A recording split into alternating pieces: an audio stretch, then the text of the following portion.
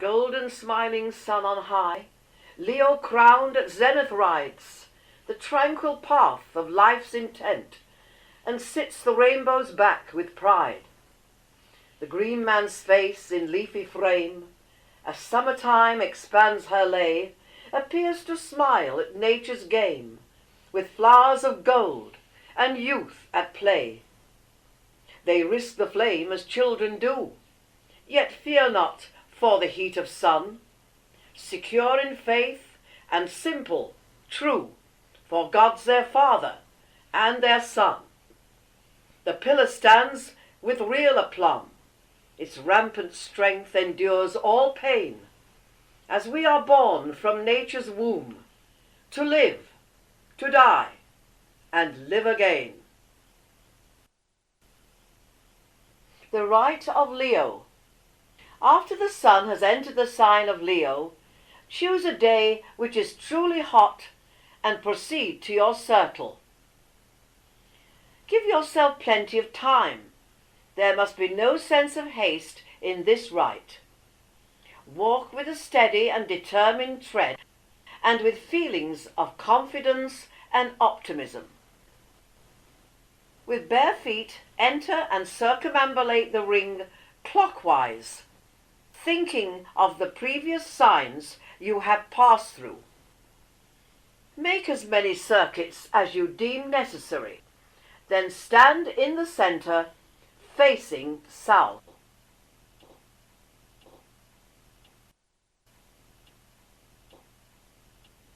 Imagine the Celtic cross, the 4 equal arms surrounded by a circle. Raise your arms at your sides, palms facing the direction in which you are looking, feet together. Now, you are the cross within the circle, and your heart is the center of this tiny universe that you have created. Think on this.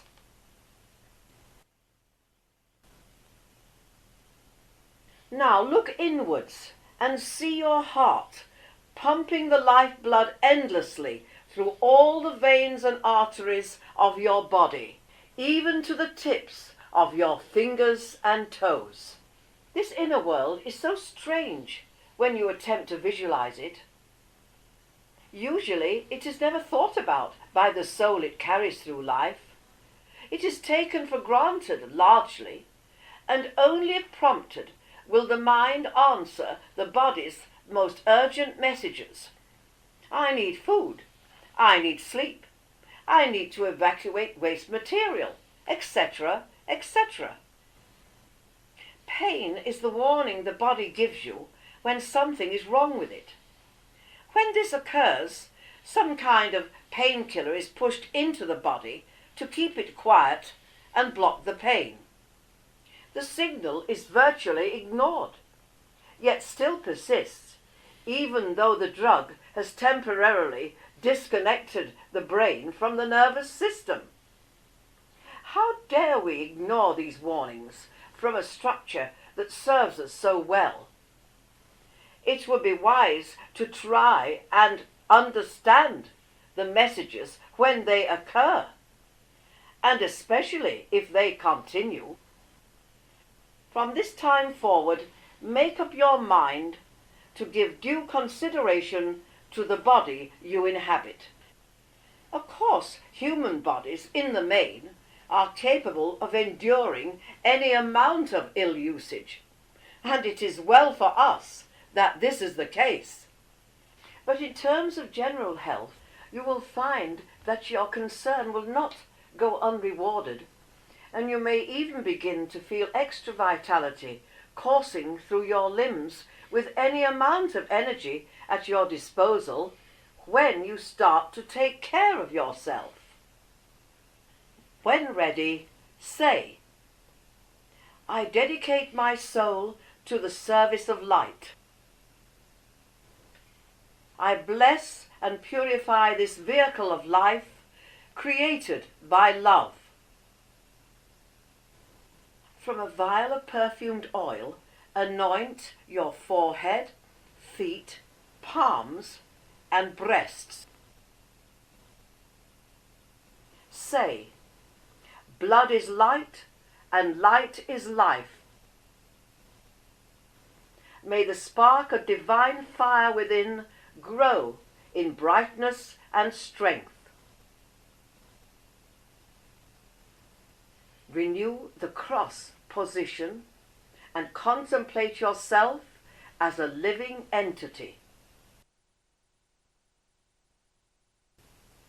Then lay down under the strong rays of the sun, close your eyes and begin the visualization.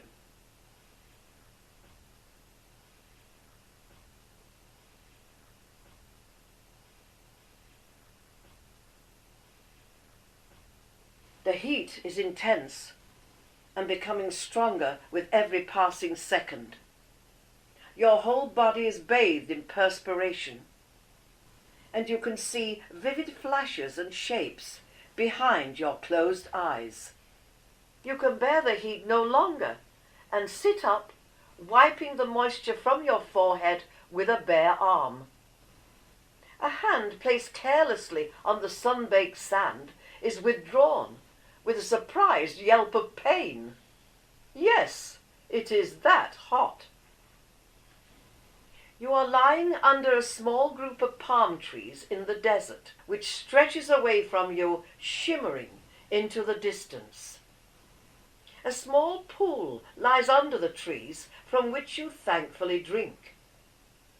The silence beats upon your eardrums until an animal's low growl spins you round, and there, standing a little way off, is a magnificent lion. It turns its head to gaze at you, the great mane and pelt glistening like gold. Eyes the colour of deep amber and glowing like lamps regard you benignly. It turns and lopes off, and you know instinctively that you must follow it. The white sand reflects the sun's heat, but you walk doggedly in the lion's tracks.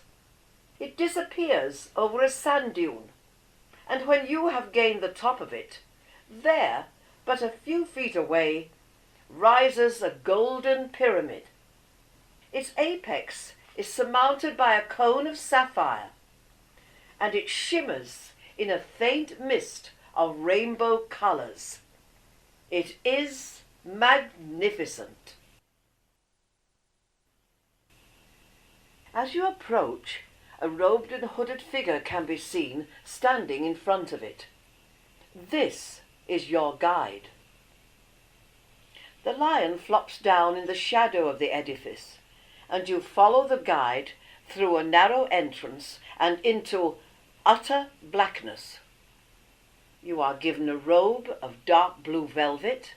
Then, by the flame of a small oil lamp, you are led into the heart of the pyramid. After the hard brightness outside, it is as though you have been suddenly blinded. The small flame is all but overwhelmed by the Stygian darkness, and the only sound is that made by the movement of the robes. The passages are very narrow and appear to continually change direction. Then, abruptly, you enter a chamber in which stands a large granite sarcophagus. Your companion indicates the coffin, helps you into it, then departs. The words, "I will wait for you," flash into your mind, and you are comforted to know that you will not be abandoned in this place. Now, even the small comfort of the flame has gone, and the blackness is impenetrable.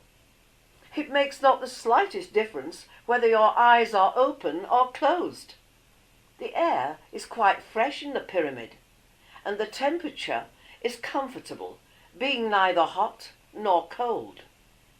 And so you wait, listening to the anxious thudding of your heart and wondering. Perhaps you slept. You are not sure, but somewhere, a long way off, a faint light is showing. Gradually it comes nearer or grows brighter. You cannot tell which. The light is very bright now, and out of it come two radiant forms, those of a man and a woman. They are resplendent in the dress and style of the ancient Egyptian gods. The man wears the crown of Upper and Lower Egypt, while the woman is adorned with the royal headdress, the uraeus, upon her brow. You are in the presence of Isis and Osiris, the Queen of Heaven and her beloved consort, two of the oldest deities in the universe. Gently they raise you, and with one on either side of you, escort you along an avenue of light, which is composed of every shade of colour you have known. It stretches far into the distance, and as you move along, you perceive two people coming towards you. As they draw near, you recognize them. They are your mother and father. You hasten to greet them, your being filled with joy. Suddenly, you realize that you are once more a young child. Bewildered, you hold up small arms to your parents. They embrace you and kiss you lovingly, then pass by. More people appear, familiar to you. Your grandparents are here. They too greet you and pass on. People you do not recognize appear and pass by, until the horizon is filled with them. All are in the mode of dress they wore when living upon the earth. This mighty throng are your ancestors. Many have been reincarnated over the pages of history, but they are being presented to you now as the souls whose earthly bodies, over thousands of years, finally brought you into existence. These people are responsible for your physical body. Their blood runs in your veins, and some of their hereditary traits too. Yes, it has taken all of them to make you.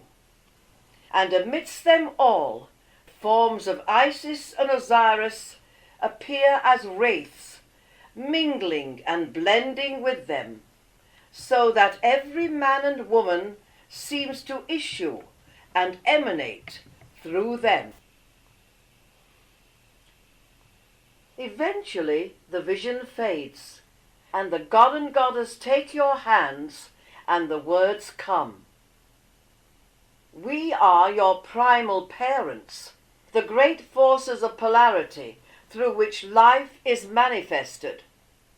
We appear in a guise that is pleasing and recognizable to you, and one which was of a race in touch with truth and beauty.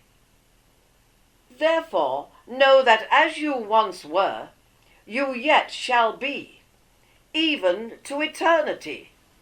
Though the body is finite, the blood royal comes from what we are, and is ever present. From the source of life, it is indestructible, being the father of the sun and the mother of the moon.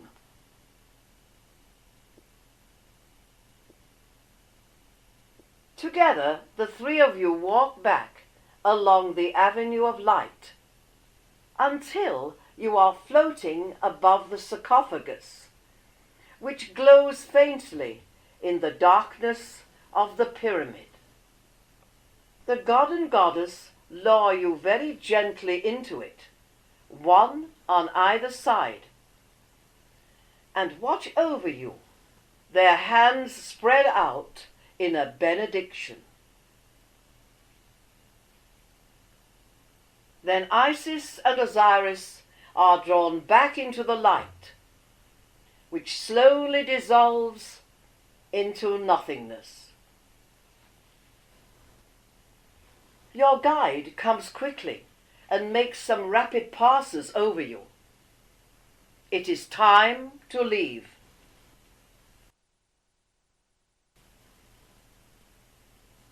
Very soon you can see a small rectangle of daylight, the entrance to the pyramid.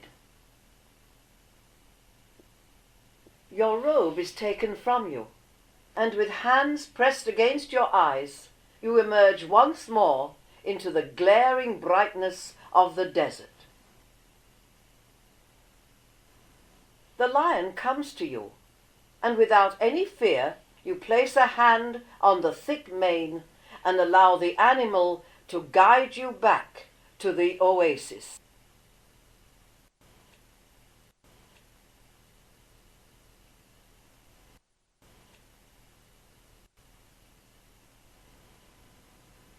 Gratefully, you both drink from the pool.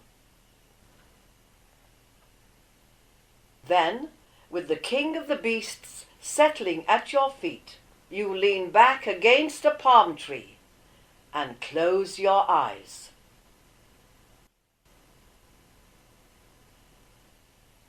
When you open them, you are within your circle. Relax your mind and slowly adjust to your surroundings. Take your time and partake of some refreshments. The sun is lower in the sky and has lost its intense heat. A faint breeze is blowing, which somehow reminds you of the avenue of light. Before leaving, raise your hands, palms outward towards the sun, the representative of the solar logos, and say, "May Aton's light be ever with me, even to eternity."